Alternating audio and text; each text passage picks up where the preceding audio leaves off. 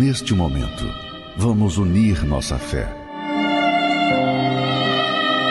Vamos falar com aquele que tem o poder de nos abençoar, porque Ele é Deus.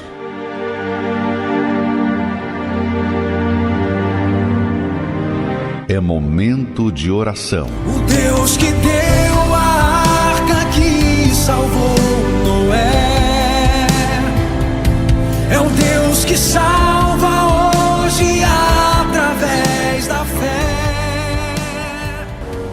Meu Deus, no nome santo do Senhor Jesus, no nome santo do nosso Senhor e Salvador Jesus Cristo, nós entramos agora em oração. Meu Deus, perdoa os nossos pecados, tenhas misericórdia de nós. Meu Deus, nós decidimos ficar ao teu lado, seguindo tua direção.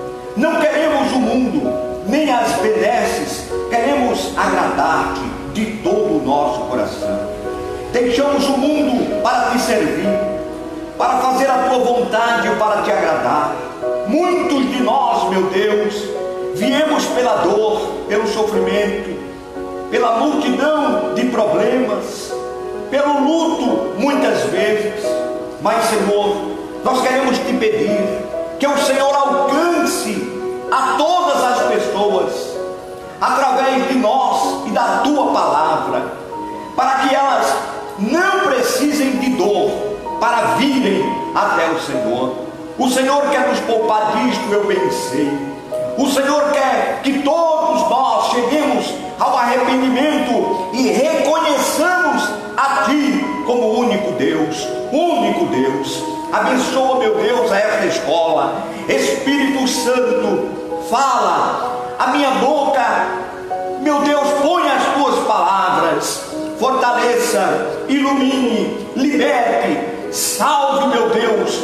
Nosso objetivo, Pai, como embaixadores do reino, é levar o máximo de pessoas à salvação.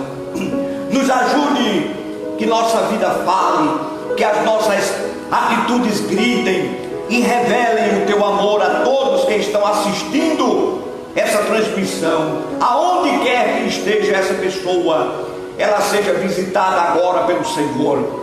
Eu não sei aonde ela está, mas que a tua bênção chegue a todos, e que esta aula seja uma bênção, seja libertadora para todos os que creem. Eu oro em nome de Jesus. Amém. E graças a Deus. Louvado seja o teu nome, Senhor. A graça e a paz do Senhor Jesus seja com você, com a sua casa e com a sua vida. Seja muito bem-vindo a este encontro semanal com Deus para receber a sua palavra. Por favor, nesta manhã, eu quero lhe pedir, amém, obrigado Luiz pela oração. Eu quero lhe pedir que você se desligue de tudo aonde você estiver e fique ligado apenas na aula de hoje, na escola, naquilo que Deus vai falar ao seu coração. Não permita que nada distraia você neste momento. Faça aí, do local onde você está, da sua casa, do monitor da sua televisão, do seu celular, do seu televisor, né? do seu computador, um altar. Eu quero que quando esta aula termine, você possa dizer que valeu a pena. Valeu a pena ter assistido, valeu a pena. Obrigado, meu Deus, eu tive hoje um encontro com o Senhor, fui renovado, amém? Então, é isso que eu desejo para você.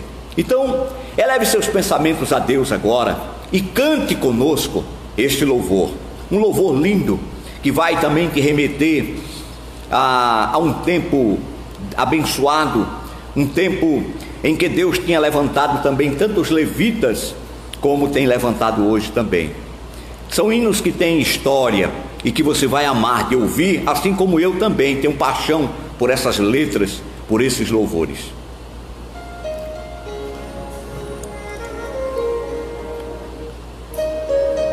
Olha só.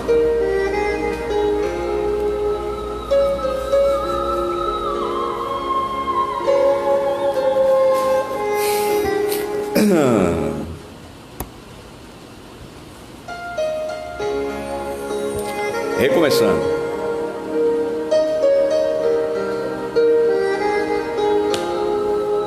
Kleber Lucas, um dos primeiros hinos que ele compôs e cantou.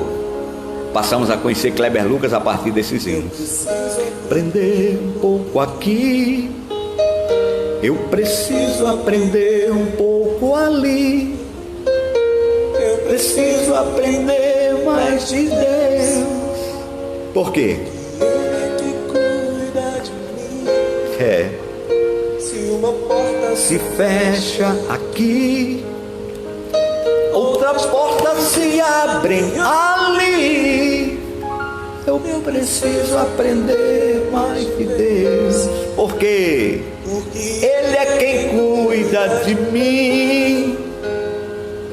Deus cuida de mim. Aleluia. Deus cuida De mim.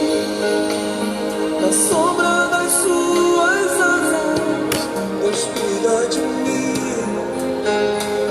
Eu amo a sua casa e não ando sozinho. Não estou sozinho, pois sei, Deus cuida de mim. Aleluia, glória a Deus. Muito bem, meus amados, que prazer, que alegria. Estou vendo aqui uma pessoa linda aqui, saudade, coração batendo forte aqui. É o pessoal do meu saudoso Osmar, lá de Rondônia, está aqui conosco. Não sei se é a sua filha ou é a esposa, mas qualquer uma das duas ou as duas, vocês são do coração, viu? Coração. Saudade de vocês, saudade de todos. Um dia estaremos todos juntos para sempre com o Senhor. Glória a Deus. Seja bem-vinda. Dani, minha querida, minha sobrinha também está por aqui, fez uma cirurgia ontem, Deus foi com ela, deu tudo certo, graças a Deus, né? Graças a Deus. Dani, o Senhor te abençoe, você e a minha irmã querida. Te amo, minha irmã, um beijo para você. Isa, glória a Deus. Vamos lá, Neuza, grande abraço. Bom, vamos começar a nossa aula. Que o Espírito de Deus ilumine a sua mente aonde quer que você esteja. Escute com atenção o que eu vou lhe dizer. Débora Nazário, você e Elias, mora no meu coração. Escute o que eu vou lhe dizer com atenção. E se puder, anote. Isto vai lhe servir para o resto da sua vida. O homem, ele foi criado livre, porém não autônomo. Pode parecer contradição, mas eu vou repetir. O homem foi criado livre, mas não autônomo. E de fato isso pode parecer uma contradição, porque se a gente vai lá no dicionário, ele diz que essas duas palavras, elas são consideradas sinônimas. Mas eu vou te explicar. O homem foi criado livre no sentido de poder escolher o seu caminho. Ele tinha possibilidade de escolher a direção, o seu rumo. Ele foi criado livre para escolher viver com Deus ou longe de Deus. Agora, ao escolher o caminho que escolhesse, ele estaria ligado a um Senhor.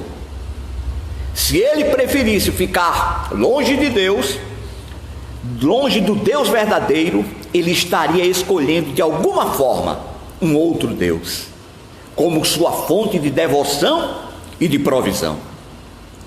O homem, ele sempre busca de onde tirar sentido para a sua vida.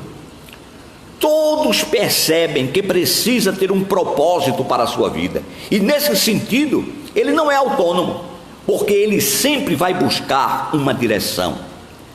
E a lei de Deus, a lei que Deus deu ao seu povo, tinha como alvo que o povo pudesse viver com Deus. E a lei visava a plenitude, uma vida cheia e completa em todos os sentidos, não é? É interessante, irmãos, que hoje, por causa dessa pressão do mundo em que vivemos, nós olhamos para a lei e vemos a lei de Deus como algo contrário, contrário àquilo que nós gostamos. Na melhor das hipóteses, nós entendemos a lei como um mal necessário. Tem que haver lei, se não houver lei, vai ser tudo uma grande confusão, uma verdadeira anarquia. Mas nós não gostamos de lei, o homem não gosta de lei. Olhamos para ela com desconfiança, mas o inimigo das nossas almas, ele foi bem sucedido ao colocar no coração do homem a ideia de que a rebeldia é alguma coisa proveitosa e uma coisa meritória, e no fundo até se elogia o rebelde, né? A lei é vista como algo monótono, sem vida, limitante e impeditivo. Mas esse não era o princípio original. Nós olhamos para a lei e o prazer e vemos como coisas antagônicas, não é? Inclusive o homem imagina que os maiores prazeres vêm de se quebrar a lei, ou seja, de fazer algo que a lei proíbe. Para você que entrou agora na escola, entrou na aula agora, hoje nós vamos estudar o primeiro mandamento. Fique conosco aí para você entender e aprender com profundidade e com clareza o que significa o primeiro mandamento da lei. Muito bem, hoje em dia tornou-se moda, e em outros tempos, dar mesmo ênfase a quê? A falar dos pecados, dos mandamentos do Senhor, e se você viver contrário a isso, é que você vai aproveitar a vida. A sociedade, em sua grande parte, imagina que vivendo fora da lei, ela está vivendo de fato, aproveitando a vida. Eu quero aproveitar a vida. A lei me impede, a lei me proíbe, a lei é impeditiva, a lei é pesada. Ou seja, a lei e prazer são vistos como coisas totalmente contrárias. Mas não era esse o propósito original de Deus. Quando Deus criou a lei e o prazer para andarem juntas. Por isso é que o salmista dizia: tenho prazer em cumprir a lei de Deus. Aleluia. Porque a lei foi feita de tal maneira, irmãos, que ao vivê-la e experimentá-la, realmente nós vamos ter prazer em nossas vidas. Aquilo que Deus queria que nós tivéssemos desde o princípio, e que perdemos, e que nos afastamos dele, né?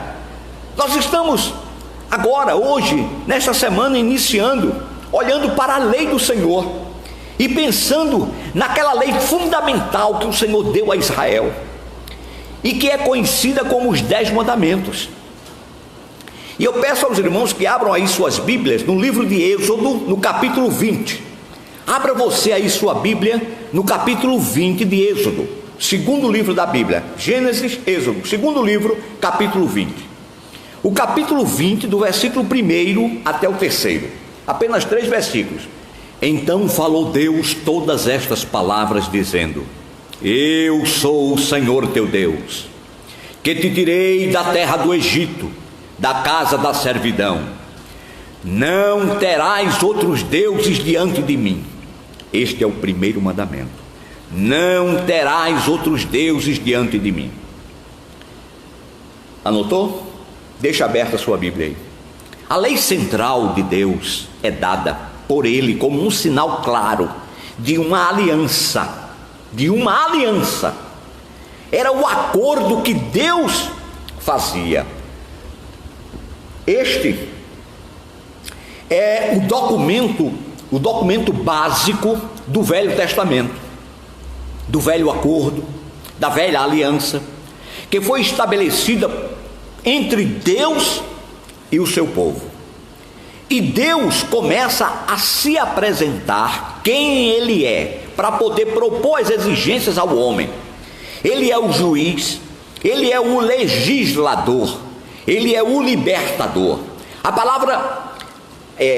palavra que nós temos no original, quando lemos em nossas Bíblias, a expressão eu sou o Senhor, a palavra no original é a palavra Jeová, Iavé, a palavra que era muito usada de forma cuidadosa pelos judeus, porque era o nome próprio do Deus que você e eu adoramos, Jeová ou Iavé. Esse nome deve ser o nome mais doce e respeitado que possa existir em todo o universo. O único homem que teve a coragem de perguntar a Deus qual era o seu nome foi Moisés, que, ouvindo a voz de Deus de perto, quase podendo vê-lo face a face, teve a coragem de perguntar: qual é teu nome? E o Senhor respondeu: eu sou. E este nome Iavé, olha só, ele era tão importante para a cultura judaica que os escribas, aqueles que redigiam os textos, os pergaminhos e as palavras de Deus, era tão importante para a cultura judaica que os escribas, quando copiavam a lei, eles tinham uma pena de ouro separada somente para escreverem esta palavra, Iavé. Eles não escreviam com qualquer caneta, eles escreviam com uma pena de ouro, o nome de Deus, o nome próprio de Deus. E ele não era usado com frequência, não. Essa pena não era usada com frequência. Normalmente se usava outras palavras, e aí se escrevia com outras penas, como por exemplo Adonai, Elohim, né? Mas a palavra Iavé era usada só em alguns momentos. Mas ela está aqui agora nesse texto que nós lemos, porque Deus estabelece claramente quem Ele é, ou seja, quem é que está estabelecendo o acordo. Ele usa o nome supremo do Deus de Israel. Depois ele diz: eu estabeleço esta base para o acordo convosco, e eu tenho autoridade para fazer isso, porque eu sou o Deus que vos libertou da escravidão do Egito, né? Irmãos, Deus tem toda a autoridade para exigir, para firmar alianças. Afinal, Ele nos salvou, Ele nos amou em primeiro lugar. Quando lemos a palavra do Senhor, nós encontramos de Gênesis a Apocalipse, nós encontramos sempre Deus dando o primeiro passo em direção ao homem. Na origem é sempre Deus, Deus, Deus, é Ele quem sempre primeiro vai buscar o homem. Em todas as religiões do mundo, nós podemos encontrar o homem tentando achar Deus, né? O homem cria N situações, não é? Ele cria rituais, cultos, sacrifícios, para de alguma forma tentar chegar ao seu Deus. Mas no cristianismo não é assim, irmãos. Não é isso que nós encontramos nas Escrituras Sagradas. Nas Escrituras nós encontramos uma verdade completamente diferente. Nós encontramos que foi Deus quem procurou o homem, e desde o início o Senhor vai atrás do homem. O homem está sem interesse, rebelde, e Deus procura 1, 2, 3, dezenas de vezes, e Ele tem paciência, tem misericórdia. E aqui nesse texto é mais uma tentativa de Deus de aproximá-lo de si mesmo. Eu estabeleço esses princípios porque eu estou acima de todas as coisas, e esses princípios são para a vida, diz o Senhor, né? E suas colocações não são exigências de um déspota, de um rei tirano, não, mas de um rei amoroso, que abençoou o seu povo de forma extraordinária. Se nós não entendermos as bases da lei do Senhor, se nós não a recebermos com graça de Deus, nós vamos vê-la sempre como algo pesado que vem para nos sobrecarregar. Mas a lei do Senhor, escute isso, a lei do Senhor é prova do seu grande amor por nós. E Deus disse: não terás outros deuses, não aceitarás outros deuses que sejam colocados entre você e eu. Não deve haver outro Deus entre você e eu, diz o Senhor. Presta atenção a mim agora. Não tire os olhos da tela. Veja bem, quando Deus estabeleceu esses mandamentos, irmãos, o seu povo vivia rodeado por culturas que tinham muitos deuses. As culturas circundantes tinham deuses para quase todas as coisas. Quase todas as coisas. O povo tinha vivido 400 anos no Egito, e ali haviam dezenas de deuses para todas as áreas da vida. Normalmente havia deuses para os aspectos profissionais de cada momento. A cultura greco-romana, inclusive mais à frente, no tempo de Jesus, ela vai copiar isto. Ou seja, ela também tinha um Deus para cada uma área humana. E nós sabemos que como uma herança disto, a igreja romana também adquiriu este hábito. Acabaram por ter homens e mulheres santos para todas as áreas, todas as coisas. Santo para toda profissão, santo para todo dia, para todos os momentos da vida. Mas Deus não permitiu nada disto. O Deus de Israel, ele se insurgia e exigia exclusividade. Não partilharei o meu lugar com ninguém. Deus se apresenta como um Deus zeloso. Era ele e não podia haver lugar para mais outro Deus. E ao fazer isso, ele tenta poupar o seu povo de estarem indo por caminhos tortuosos e errôneos. O Senhor sabia que, na melhor das hipóteses, os demais deuses eram meras superstições humanas, e na pior das hipóteses, muito provavelmente eram demônios disfarçados de divindades. E Deus não quer que o seu povo seja enganado. Deus não quer que o seu povo perca tempo com coisas que não têm valor. Mais tarde, inclusive, os profetas vão dizer que os homens adoram esses deuses, mas são os deuses que eles mesmos fazem com as mãos dele. É um Deus que é construído pela própria mão do homem e depois adorado por ele. O profeta Isaías vai dizer que o homem vai lá na floresta, corta um bocado de madeira, leva para casa. A metade ele faz dela lenha para se aquecer e cozinhar a sua comida, e a outra metade ele esculpe deuses, e depois de esculpi-los, se curva diante deles para adorá-los. Deus queria nos poupar, ou quer poupar o seu povo dessa insensatez. Então Deus diz: vocês não vão ter mais nenhum tipo de Deus diante de vocês. Agora,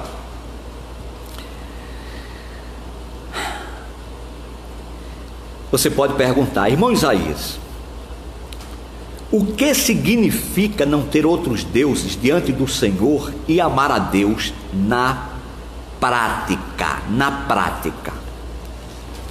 Agora vem a cereja do bolo. Você está pronto para receber? Então prepara seu coração aí, porque você vai aprender na prática o que significa não ter outros deuses diante de mim e amar a Deus sobre todas as coisas. Em nome de Jesus você vai receber um segredo, uma chave, como costuma ou como gosta de dizer a minha filha, uma chave que vai destravar a sua mente para o entendimento perfeito sobre esse tema. Por favor, preste atenção, porque o que eu vou lhe dizer agora, é algo extremamente importante. Se você puder, anote. Se puder, anote. Olhe bem. Imagine que alguém lhe diz que tem algo acontecendo de muito importante lá na frente, e você então olha para frente, mas apesar do que está acontecendo ser perto, você pode ouvir, mas você não pode ver. Você escuta o som, mas você não consegue visualizar, porque tem entre você e o acontecimento um tapume, uma espécie de muro diante de você. E você percebe que outras pessoas que estão do seu lado são mais altas que você, e elas estão sorrindo maravilhadas, felizes com a cena que podem ver do outro lado. São diversas pessoas e pelo semblante delas você sabe que é algo maravilhoso, para presenciar, e você fica ansioso, ansiosa, você fica na ponta do pé. Mesmo assim você não consegue ver. Você precisaria de pelo menos 2 degraus, uns 30 centímetros, para que você também pudesse desfrutar dessa visão. Calma, eu vou te ajudar, eu vou te dar os 2 degraus e você vai subir. Você vai subir o primeiro degrau e depois o segundo, e você também vai sorrir e ficar maravilhado com o que você vai ver. Se você tem um sincero desejo no coração de servir a Deus, se você deseja de todo o coração, de toda a tua alma, de todo o teu entendimento e força, então eu posso te garantir que você também vai ficar maravilhado com o que você vai ver. Vamos subir agora o primeiro degrau? Vamos subir um degrau agora, para a gente enxergar o que tem do outro lado? O que te espera do outro lado é lindo. Deus espera que você suba e veja. Escute bem, não sai daí, não se desvie por nada, preste atenção no que eu vou lhe dizer agora. Esse é o primeiro degrau. Eu tenho aprendido que não basta darmos a Deus apenas uma certa atenção ou valor. Ele quer toda a atenção e valor. Ele pede amor total. Enquanto Deus não for o que temos de mais importante e valioso, não estaremos cumprindo o que Ele espera de nós. Por causa deste princípio, encontramos na Bíblia histórias como a do sacrifício de Isaque, que o Senhor pediu a Abraão, porque o Senhor espera ocupar o primeiro lugar em nossas vidas. Ninguém, nem mesmo nossos familiares, esposa, filhos, irmãos, pais, ninguém pode ocupar o primeiro lugar, o qual pertence somente a Deus. Isto é muito evidente nos ensinos do Senhor Jesus Cristo, registrado nos evangelhos. Pense nisso da seguinte forma: como uma corrida em que várias situações, pessoas, objetos vão disputar o pódio, o primeiro lugar no seu coração. Amar a Deus é garantir que Ele vai ocupar sempre o primeiro lugar. Quem ama seu pai ou sua mãe mais do que a mim, não é digno de mim. Quem ama o seu filho ou sua filha mais do que a mim, não é digno de mim. Mateus capítulo 10 e o versículo 37. Então, além de reconhecermos que amar ao Senhor é um mandamento divino, também precisamos entender que este é o primeiro mandamento que recebemos da parte de Deus. Um dos grandes acontecimentos sobre este assunto está registrado no Evangelho. Aproximou-se dele um dos escribas, que os tinha ouvido disputar, e sabendo que lhes tinham respondido bem, perguntou-lhe: qual é o primeiro de todos os mandamentos? Qual é? Perguntou a Jesus. Qual é o primeiro de todos os mandamentos? E Jesus respondeu-lhe, presta atenção: o primeiro de todos os mandamentos é: ouve, Israel, o Senhor nosso Deus. O Senhor nosso Deus é o único Senhor. Amarás, pois, ao Senhor teu Deus de todo o teu coração, de toda a tua alma e de todo o teu entendimento e de todas as tuas forças. Este é o primeiro mandamento. Quando Jesus foi questionado sobre o primeiro e principal mandamento, o que é que ele fez? Ele respondeu e foi direto ao assunto mais forte do ensino bíblico. que é o quê? O amor. Ele falou primeiro do amor ao Senhor e depois sobre o amor, sobre o homem amar ao próximo como a si mesmo. Sabemos qual é a expectativa do nosso Deus. Sabemos qual é a expectativa que o Pai Celestial tem em relação ao nosso relacionamento com Ele. Ele, preste atenção, Ele não estabeleceu este mandamento como primeiro e mais importante de todos, somente para ter o nosso amor, mas para garantir que o amemos acima de todos. O primeiro mandamento não revela somente o que temos que fazer, que é amá-lo, mas principalmente a intensidade, não é? Com que devemos obedecê-lo de todo o nosso ser. Assim, qualquer que assuma, qualquer pessoa, coisa, objeto, lugar, seja o que for, que assuma o lugar de Deus em nossa vida, seja em termos de prioridade, de adoração, de confiança, de amor, de fé, é ter outro Deus, e portanto isto fere o primeiro mandamento. Interessante notar que uma das tentações que o diabo oferece a Jesus requeria dele justamente que ele se prostrasse e adorasse, fazendo-o quebrar o primeiro mandamento, né? Lá em Mateus 4 diz que ele levou ainda o diabo, Jesus, a um monte muito alto, mostrou-lhe todos os reinos do mundo e a glória deles, e lhe disse: tudo isso te darei, se prostrado me adorares. Irmãos, quando não oferecemos a Deus o nosso amor, estamos nos rebelando com relação a esse primeiro e maior mandamento. Eu mesmo, pessoalmente, não entendo, como eu li tantas vezes esse trecho bíblico, sem enxergar a sua profundidade.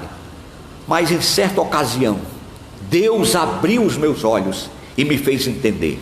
Eu agora quero levar você a subir o segundo degrau. Muitos dos cristãos, presta atenção, muitos dos cristãos vão à igreja, mas não fazem a menor ideia do que significa. E o que significa não ter outros deuses e amar a Deus na prática. Muitos cristãos não têm a menor ideia, e com essa deficiência de entendimento, muitos não conseguem cumprir o maior e mais importante mandamento. Eu quero analisar com você ainda mais os principais textos bíblicos que abordam o tema, e a gente ver e entender, porque precisamos ter em mente que o nosso amor a Deus, primeira coisa, o nosso amor a Deus, ele é fruto do amor dele por nós. O apóstolo João explica o motivo dizendo o seguinte: ele nos amou primeiro. 1 João 4,19. Há uma grande lição, irmãos, aqui. Há uma profunda e grande lição para nós aqui. Presta atenção, se você for casado, você vai entender melhor o que eu vou dizer agora. Lembra daquele momento,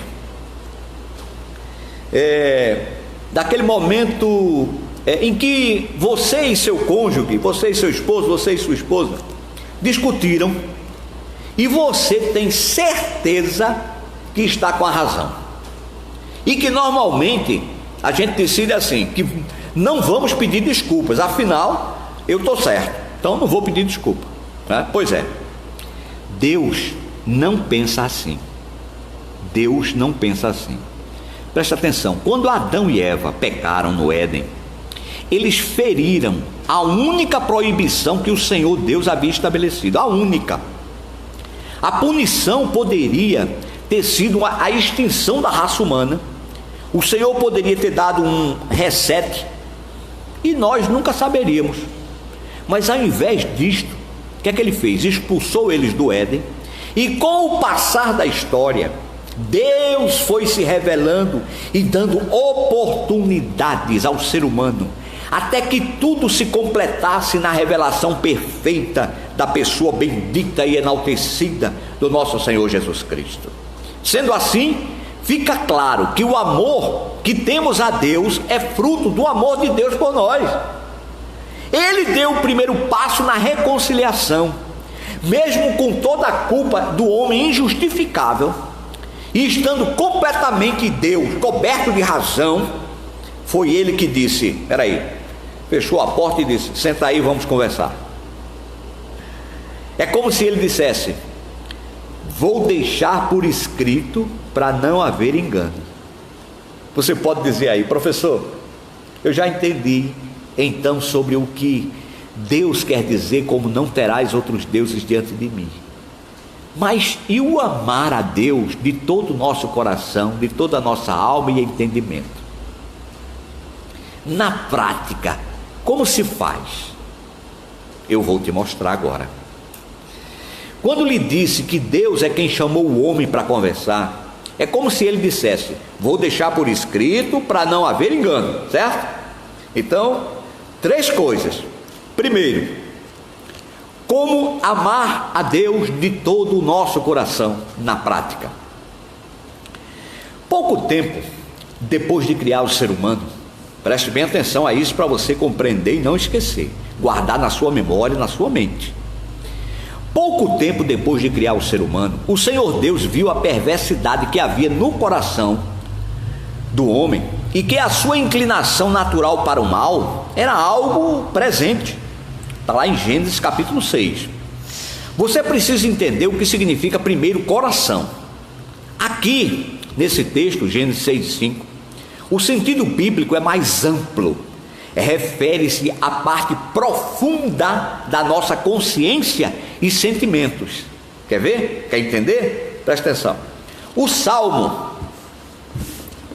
4:4 diz assim: pusestes alegria no meu coração, mais do que no tempo em que se lhe multiplicaram o trigo e o vinho. Ora, Deus colocou alegria no coração. Você já viu um coração de carne alegre ou triste? Tem diferença ele? Não tem. Provérbios 2:2 diz assim: para fazeres o teu ouvido atento à sabedoria e inclinares o teu coração ao entendimento. Você já viu algum coração de carne se inclinar ao entendimento? Ele querer ir buscar o entendimento? Ainda em Mateus 5:8 diz assim: bem-aventurados os limpos de coração. Por quê? Porque verão a Deus. Aí eu pergunto a você, tem diferença de um coração de um santo para um ímpio? Um coração de carne? Se os dois chegarem no hospital e tiverem que fazer uma cirurgia, tem alguma diferença? Não sei não. Então não é o coração de carne que nós estamos falando, ou que a Bíblia está falando, não é? Precisamos entender o que significa o coração. Refere-se à parte mais profunda da nossa consciência e sentimentos. Precisamos entender isso, porque em Mateus 5:28 diz assim: eu porém vos digo, qualquer que atentar para uma mulher, para a cobiçar, já em seu coração cometeu adultério com ela. Aí eu pergunto a você, tem diferença de um coração de carne adúltero e de um coração de carne de um homem santo? Não tem.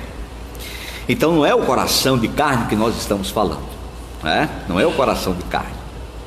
Estamos falando da parte mais profunda do nosso ser, e é quem somos, a sede do nosso pensamento, o lugar onde tiramos conclusões, onde escolhemos o que queremos,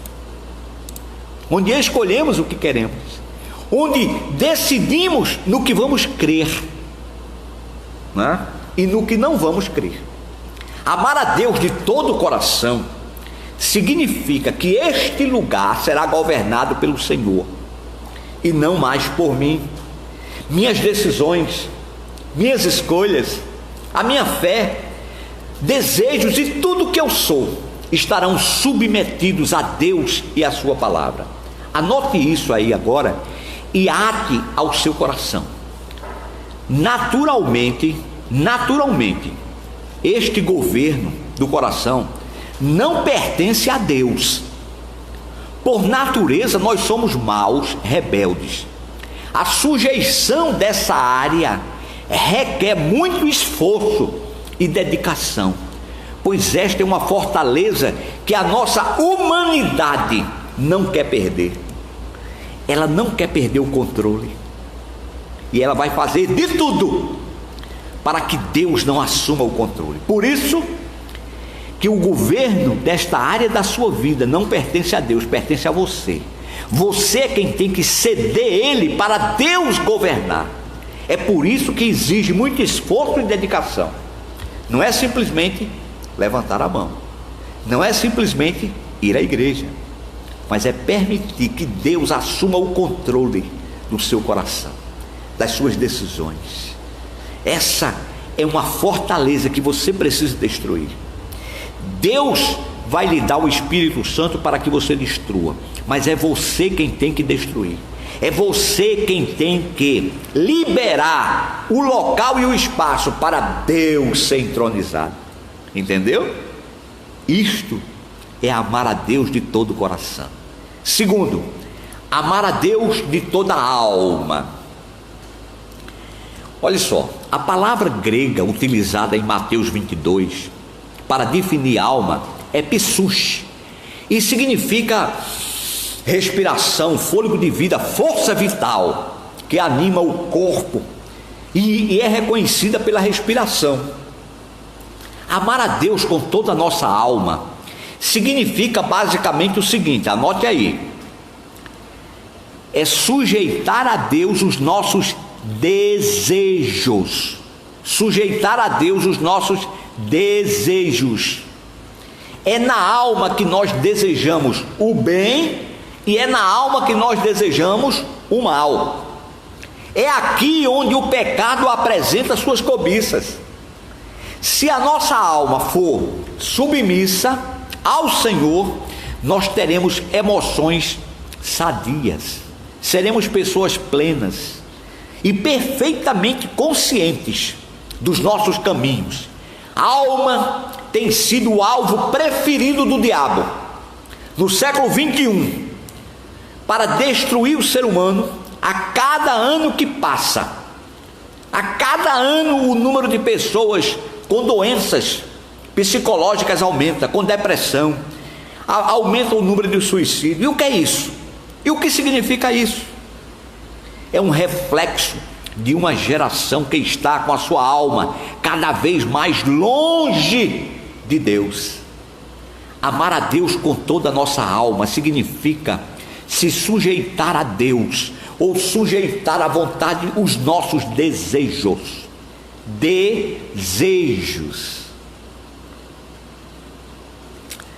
Queridos, e o que era amar a Deus com todo o nosso entendimento?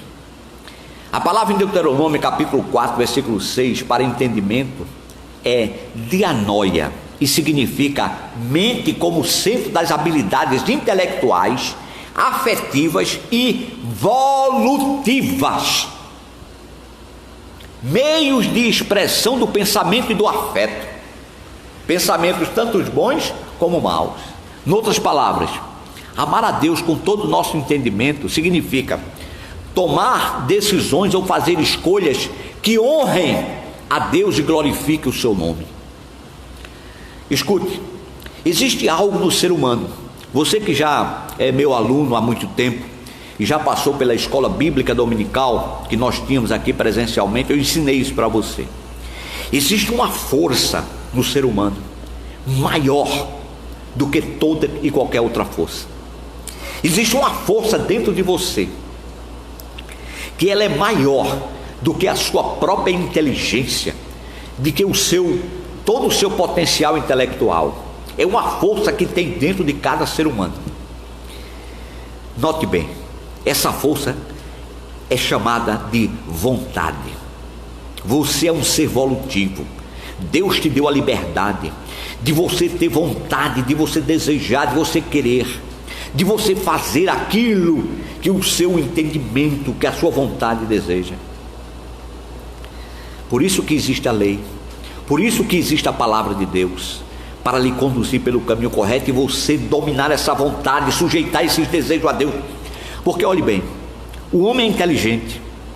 Você vai olhar para um homem inteligente, um homem que se formou, que estudou, tem PhD, doutorado, um homem extremamente inteligente na vida, no mundo secular. Mas este homem é dominado por um desejo, por uma vontade, que a inteligência dele diz a ele: não faça, não faça, porque se você fizer, você vai se destruir. Você vai destruir sua família, você vai destruir o seu negócio, você vai destruir a vida da sua família, dos seus filhos. Não faça isso. A inteligência dele clama todo dia a ele. Mas sabe o que ele faz? Ele sai e vai fazer, mesmo sabendo que aquilo vai destruir ele. É o vício, é o domínio que há sobre ele, mas a vontade dele é maior do que a inteligência. A inteligência diz: não faça, e ele diz: eu faço. Ele vai e faz. É um ser volutivo. Agora, amar a Deus de todo o nosso entendimento é tomar decisões ou fazer escolha que honrem a Deus e glorifiquem o seu nome. É submeter à vontade de Deus os seus desejos. Essa vontade você tem que determinar na sua alma, no seu coração, na sua mente: eu vou fazer a vontade de Deus, quer eu queira ou não, mas eu vou fazer a vontade de Deus. Isso é adorar a Deus acima de todas as coisas, ter Ele como único Deus, e não o que a sociedade hoje tem.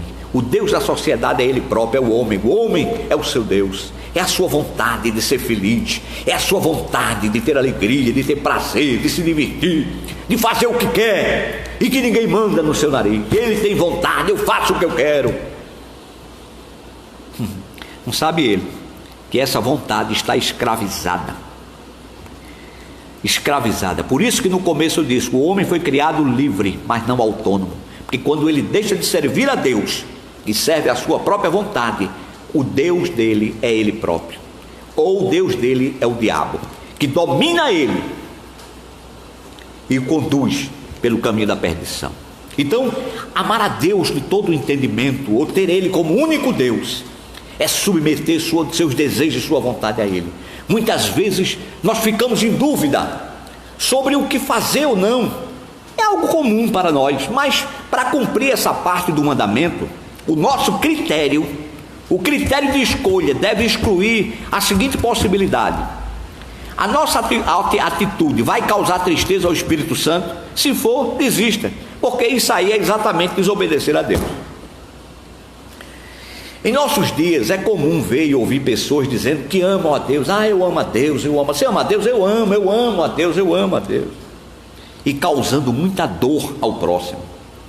Na visão bíblica, há uma grande contradição aí. Dizer que ama a Deus e não amar o próximo é mentira, disse João.